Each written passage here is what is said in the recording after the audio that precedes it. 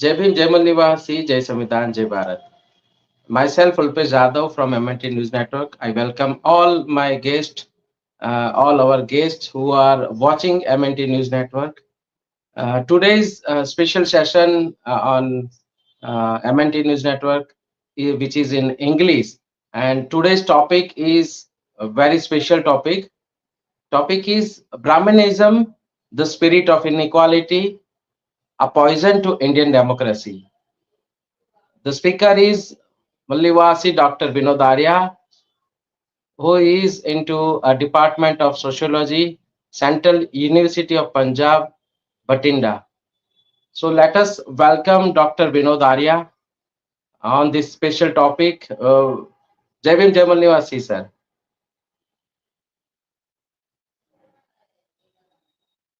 Sir, your mic is mute, sir. Yeah. Jai Bhim, Jai Mulnivasi Ulpesh ji, and Jai Bhim, Jai Mulnivasi to all the fraternity who are as our audience or even not as our audience. Jai Bhim, Jai Mulnivasi to all of them. Yes, sir. So today we are discussing on the Brahmanism, which is the spirit of inequality, and we consider it a poison to Indian democracy.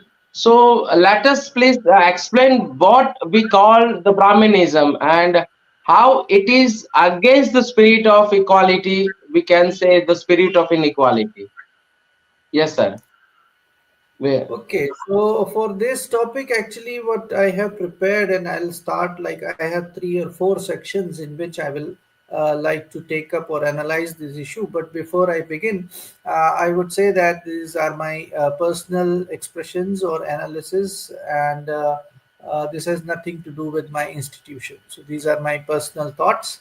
And the first part within the topic, it starts from the relationship between ideology and law. Now, here I have used a Stanford encyclopedia to understand, because later on, this ideology and law we can actually understand in terms of how inequality is propagated by the Brahmanism in this way, and then how it gets translated into other institutional forms also. So first is that law is a, we can understand, as a system of enforceable rules which govern actually social relations, and is basically legislated by a political system. Now, in this way, it itself is very much clear that it is connected to ideology, because wherever political system comes, then this is related to law, and in this way, law is related to ideology. Now, here we would like to also define ideology, which we can say that it is a system of political ideas again. So then again, it becomes law and politics become very much inextricably intertwined with each other. So ideology and law have a close relationship according to this Stanford encyclopedia. Now, going further into the detail of from where actually the ideology comes, and because why I am saying this is we need to understand Brahmanism as an ideology. So this correlation between ideology, where here we are taking Brahmanism as the ideology, and its correlation with law, and then with its politics or with the politics, is important to understand.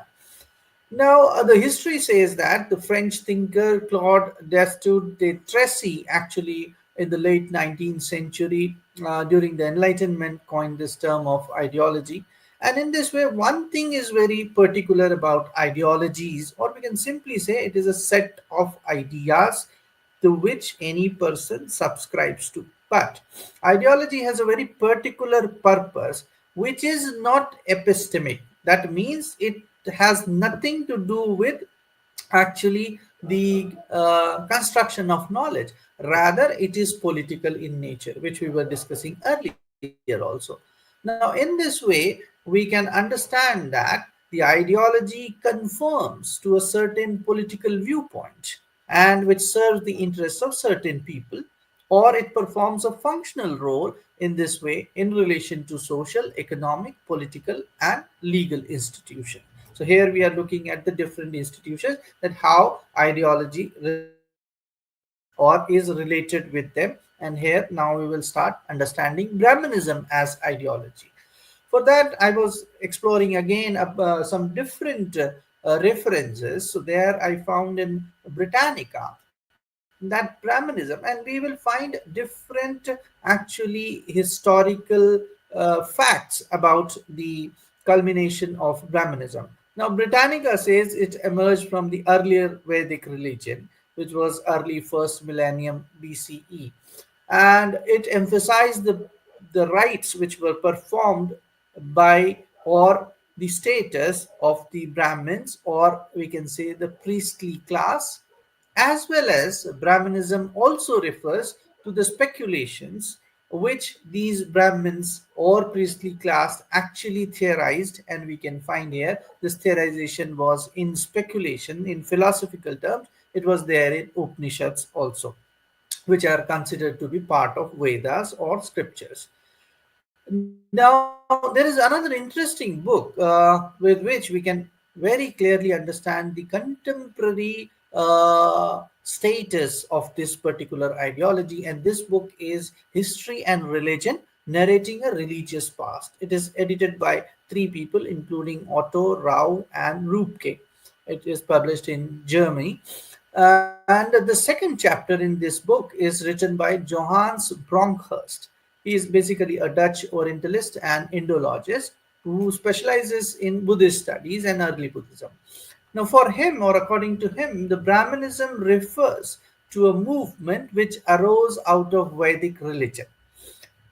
Then he says it was basically again a priestly religion which indissociably, means referring to India and its social condition, indissociably linked to one single culture, to one single society, and to one single language.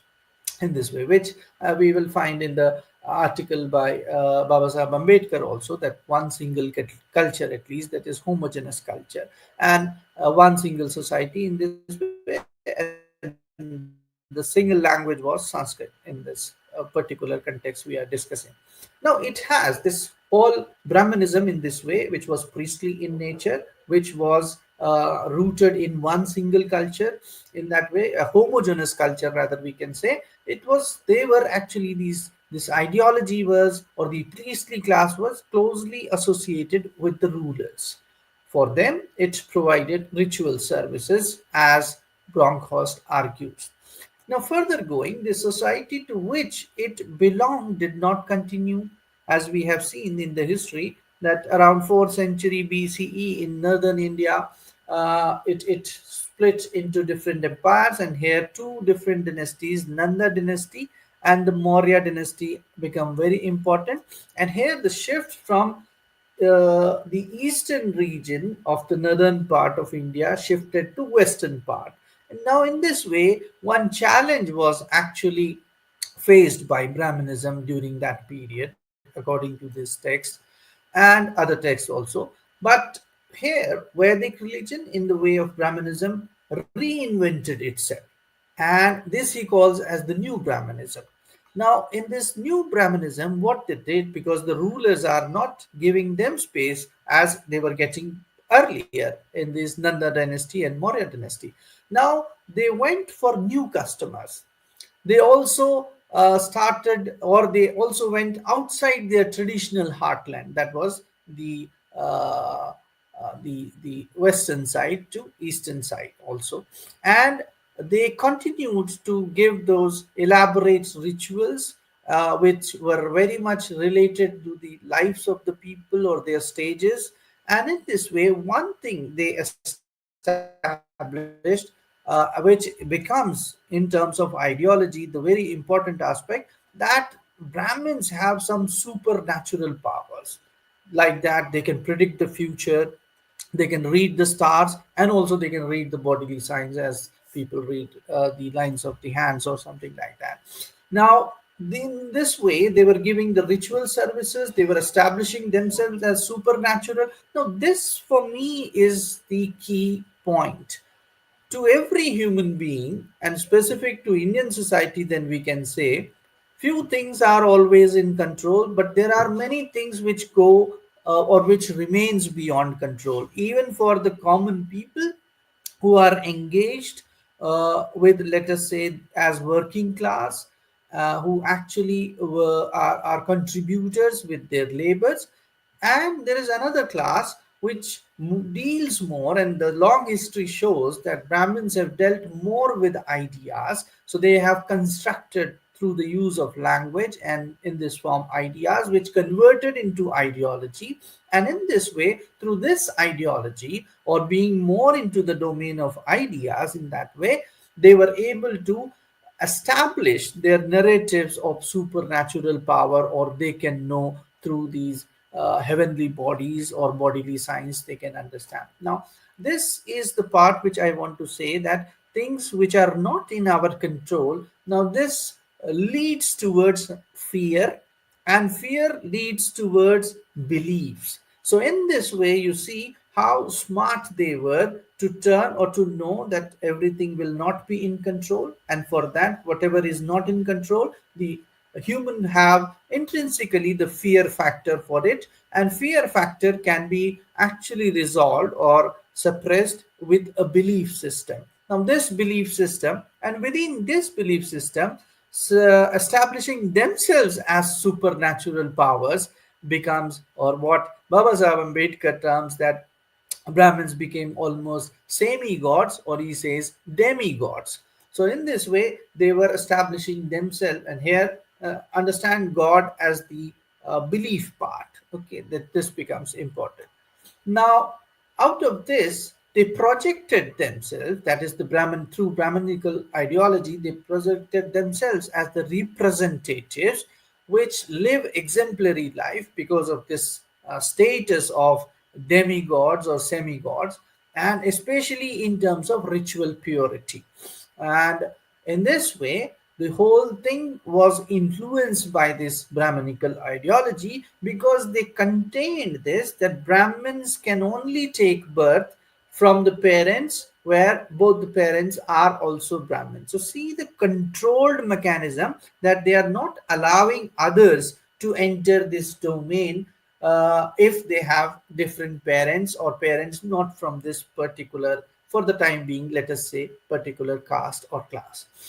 Now, in this way, Brahmanism projected an image of history, which actually is extremely simple, but they made it very complicated in this way, that uh, uh, always there has been no change or very slow change. Now, another important aspect within this text we itself will find is that they have actually not changed, or historically they have not mentioned the authors, the historical events. So they have deliberately kept it like that. Now, what is the reason why they have not mentioned, or they have tried not to mention any author? So we cannot know. That is why there is a lot of confusion. You pick up any book, you will find a range of around 1500 years. Some people say it started here, some people say it started here, Brahmanism, some people say it started here. So this much of, and this was, I am saying, or this text actually analyzes that it was very deliberate, so that they were able to prove that they are beginningless, their ideas are beginningless. What does it mean? It means that they are not actually constructed by human beings. So it is divine in nature. Now see the politics behind it, why they are not mentioning any historical event, any historical, that who propounded, who started Brahmanism, you will never find an answer. Even the status of Manu, Baba Sahib also claims that the Manu was not able, he was not having that metal that he can plan an ideology and can implement it over all India. So you see the political device, or the strategy through which they kept it beginningless, in that way that it has no origin actually. And when they are proving it, or they are constructing it, that means it has no human intervention or interference, and in this way it is faultless, because it becomes divine then, when you cannot prove the start or beginning of something. Now, in this way, we need to see and understand that how such manipulation of that situation which we live daily. Things are in control and things are, lot of things are out of control.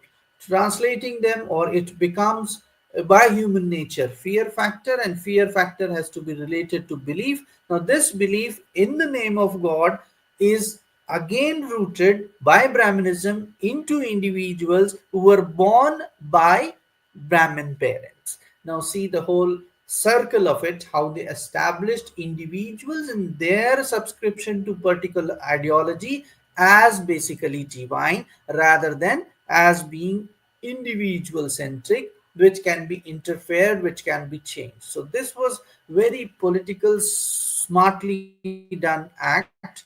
But I'm very hopeful that as the Mool Nivasi Bahujan people are engaging, because we know the history that it was all restricted, but gradually when the Mool Nivasi Bahujans are engaging with these ideas and they are coming up with their own ideology. Specifically here I would like to mention the Phule Ambedkarite ideology. Now such this is kind of antithesis to that ideology. In this way we are throwing challenge. Now, going further, we can see in this way that this Brahmanism as a socio-religious ideology is rooted into that hierarchical caste system, which I'll try to again quickly comment through Baba Sahab's writing. And in this way, it leads towards that inequality, which Baba Sahab later on brought it with the constitutional mechanism. Now, how Brahmanism has a spirit of inequality, I'm going to that point. So here I am referring to Baba Sahib Ambedkar's volume 1, and the article is Castes in India, their mechanism, genesis and development.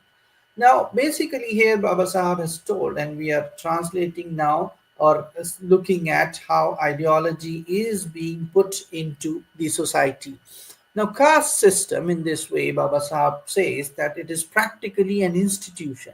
An institution is nothing established way of practice. So, how ideology was practiced, and this became an established way.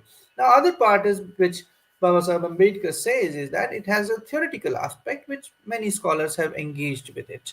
That is something different. But further he goes and says, now how inequality is done. For that, Baba Sahib's comment is that caste system is basically the parceling of an already homogeneous unit.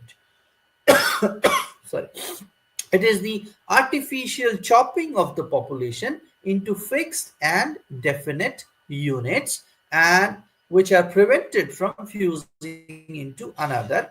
And this is done through the custom of endogamy. His conclusion is that. But he further goes and says that endogamy is, or rather, the superposition of endogamy on exogamy. And he says exogamy is universal, but the superposition, giving more importance to endogamy over exogamy.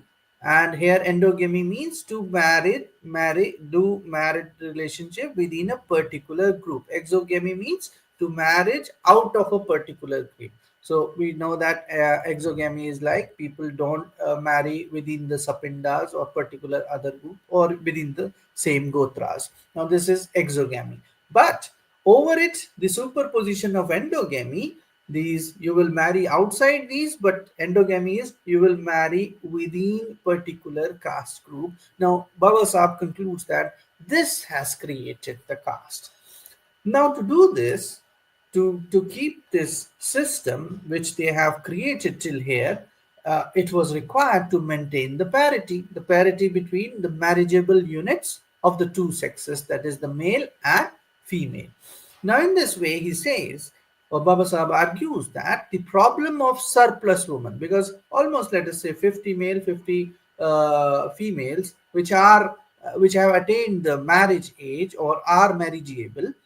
Now, how this mechanism further goes and brings inequality, when Baba Sahib says that if there is the problem of surplus of women, then they brought two things. One is, if woman is additional, because that it will imbalance the whole system, then burn her on funeral pyre. That was the institutionalization. Or second one was if a female becomes widow. So enforced widowhood was the second solution to surplus woman. Now coming to surplus man, the other part. Now this was more difficult to handle for them. So one is that they imposed celibacy on the widower, that they will not go to other females, but this was not easy to ensure. So other option which this whole system of Brahmanism took to sustain caste system was to wedding this additional male, but not to that female who was marriageable, rather who is not yet marriageable. I mean, in this way, the girl child marriage they promoted or was institutionalized to adjust this surplus man. Now, this is resulting, or this has resulted into what we are saying, the caste hierarchies in this way, because then the analysis further goes of Baba Sahab that how actually and who closed the door first. And then he argues that to maintain that, what I discussed earlier, that Brahmins want to maintain their divine status without any beginning, so that no humans can be traced in between. And to maintain that, they need to be superior, and to become superior you need to create a hierarchy. Now for what they have done for it, they close their doors for the other classes. Now here I am referring to classes, and what Baba Sahab has referred, how classes converted into caste in that way. So he quotes Walter Bagehot and says that now when this there is imitation, people not consciously imitate. One argument which comes from Bagehot is that it is humans imitate unconsciously also. Then he brings Gabriel Tarde and he says that there are these people imitate those who are higher or upper in status, then and then this becomes lesser and lesser as you will go downwards towards. So Brahmins closed there, then Kshatriyas closed, because he says that some closed, some others found it closed for them, so they even closed their doors. Now in this way you see the hierarchy is going, is being constructed. But as the distance becomes more in this hierarchy, the restrictions also become less in this way, or there is an inverse proportion between imitation. So going downwards becomes more situation where mixed castes are have actually resulted into. So this way the caste hierarchy or the segregation, which we were referring as chopping off the homogeneous whole, homogeneous here we are saying in terms of the culture, which has resulted into such kind of hierarchy. And this hierarchy has further resulted into, due to the practice of ideology, which we were saying institutionalization, into exclusion, into segregation, into gender inequality.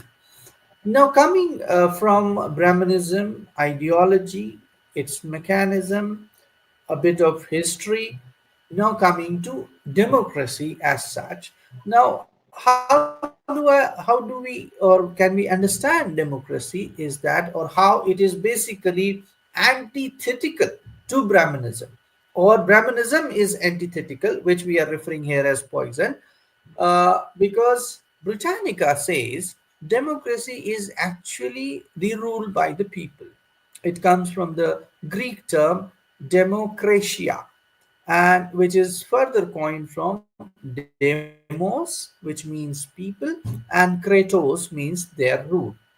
Which this started from 5th century BCE, because I was also tracing the historical construction of democracy itself, or let us say evolution, if we can say, but I'll prefer the word historical construction of democracy itself. So, such states, political systems were existing which were following kind of democratic mechanism, like in Athens or so.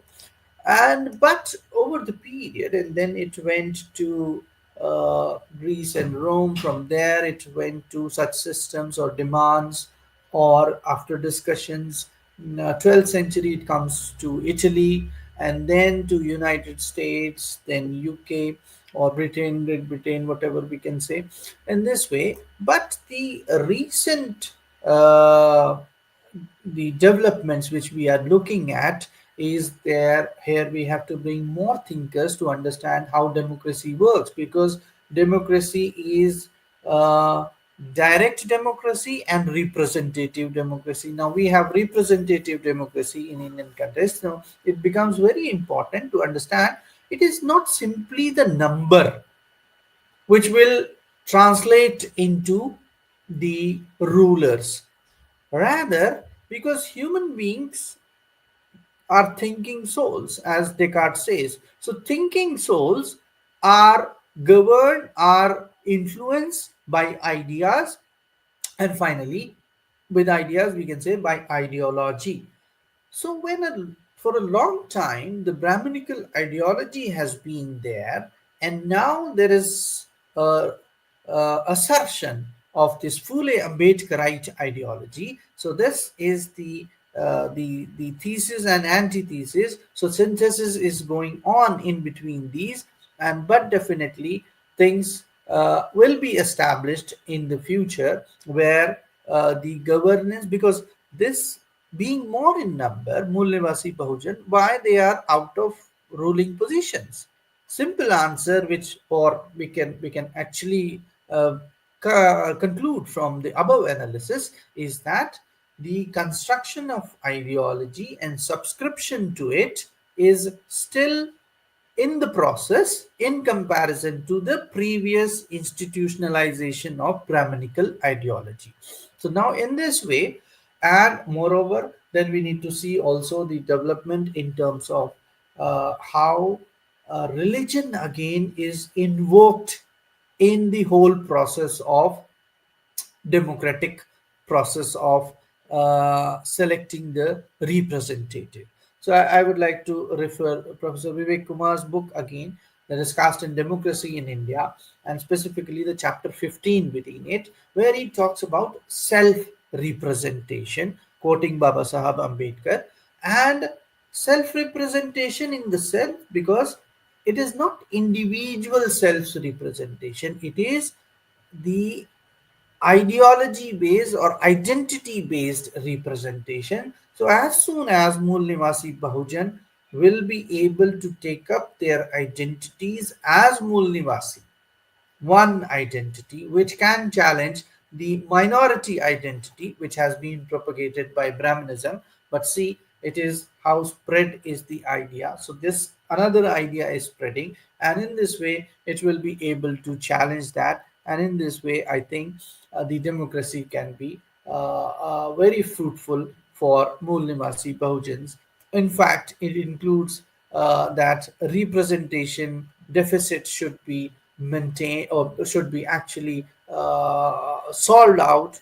Second is that the policy biases, because of ideology, we find the Brahminical followers sitting all over the lawmaking, law implementation.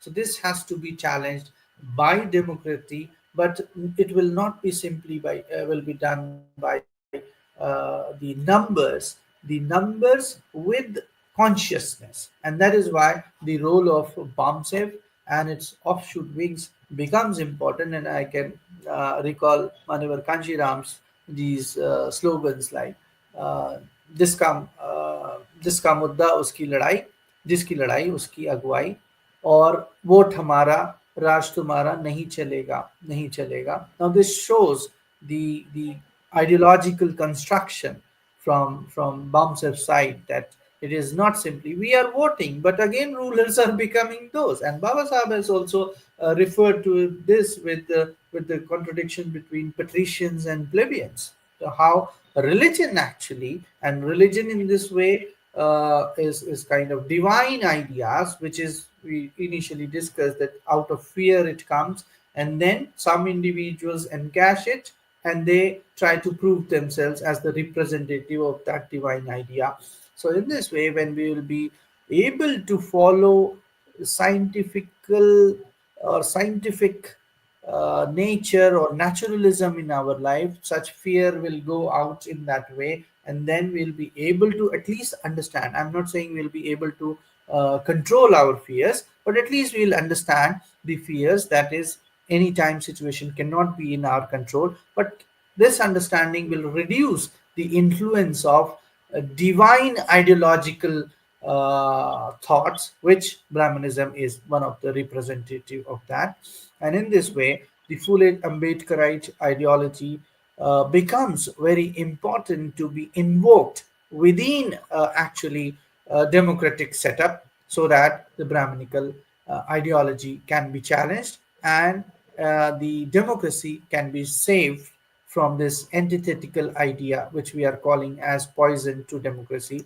So the democracy can be saved, and it can be really fruitful for the masses, for which actually the notion started, or it subscribes to philosophically. Thank you. Thank you. Yeah, thank you very much for explaining this point in detail. I just want to ask one short question, just because we are already over with the time. But this is very important point, that whether the national, so-called national parties, which are right now, are they having the ideology of the Brahmanism, and because of that they are not implementing the Constitution of India with its letter and spirit? Do you think that, sir? Yes, definitely. I think that, because that is why you see what is the political debate. It is all going into the religious domain. No one is actually dealing with the empirical issues.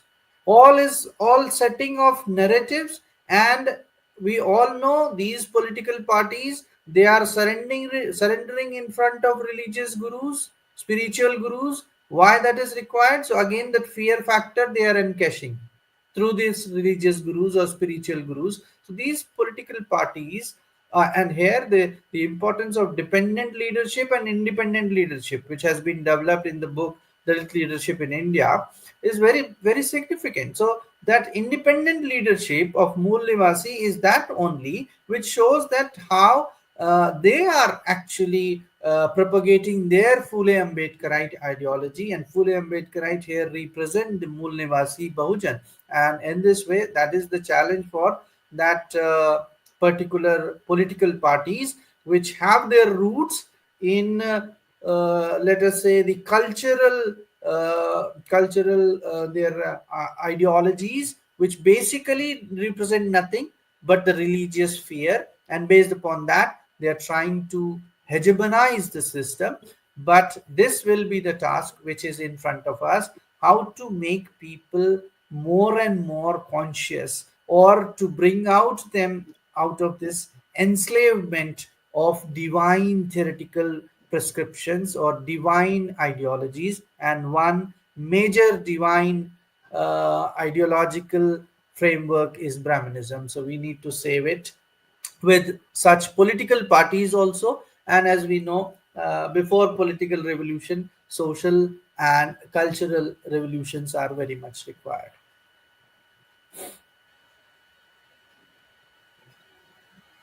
Thank you very much, sir. So let us end this session. If you want to give some brief as a conclusion of this topic, then we welcome you, sir. Please give conclusion of this topic, today's topic, in short, Okay. 1 or 2 minutes. Okay, sir. So Baba Sahab, Your message. one line I was reading, Baba Sahab has also written in that article, Caste in India, that there can be different classes in any society based upon economy, based upon intellectual, and one more point was there, which I am forgetting. So let us take intellectual classes here. So this becomes more responsibility of Mool Nivasi Bahujan intellectuals to respond to Brahmanical ideology. And when they will do these constructions, and these constructions are recently in the form of meta narratives or grand narratives, which we can easily see. You switch on any channel, news channel, you will find these grand narratives. One person, one leader is saving the world.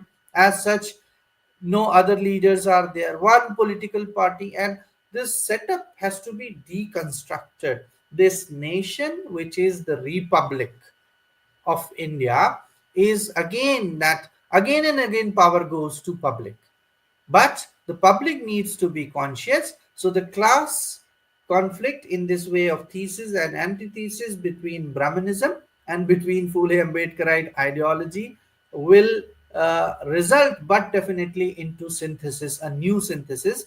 And we have seen those examples in past also that it resulted into. Anyways, life doesn't goes linear; it goes in up and down. So I strongly believe that again, Phule Ambedkarite ideology will be able to respond very strongly to Brahminical ideology, and in this way, this will be a kind of nation building by Mool Nivasi Bahujans.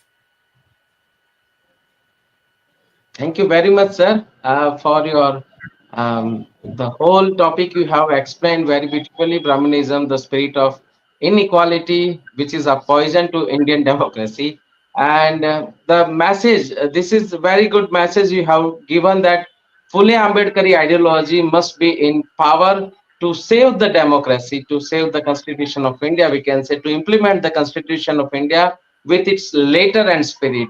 So thank you very much once again. Jai Bhim, Jai Mulnivasi, Jai Samvidhan, Jai Bharat, sir. Jai Bhim, Jai Mool Nivasi.